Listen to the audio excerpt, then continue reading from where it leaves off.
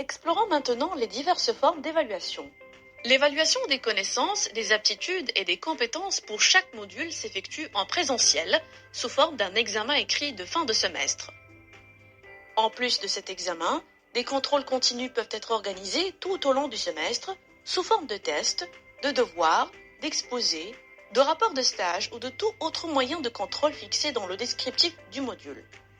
Les modalités d'évaluation et la nature des contrôles des connaissances sont adaptées à la nature des modules et des semestres et aux spécificités des filières.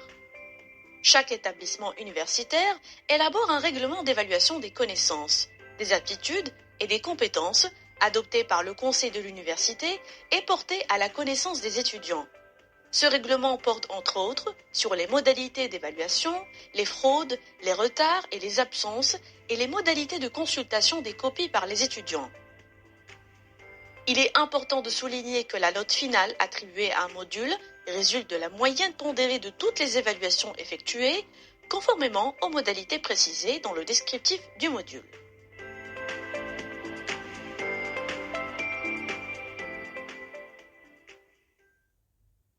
Un module est acquis soit par validation, si sa note est supérieure ou égale à 10 sur 20, soit par compensation, si l'étudiant valide le semestre dont fait partie ce module. Un semestre de la licence est validé si la moyenne des notes obtenues dans les modules du semestre est au moins égale à 10 sur 20 et si aucune note de l'un de ces modules n'est inférieure à 5 sur 20. Un semestre peut être validé par compensation entre les semestres S1 et S2, S3 et S4 ou S5 et S6, si les deux conditions suivantes sont satisfaites. La moyenne des notes obtenues dans les deux semestres concernés est supérieure ou égale à 10 sur 20.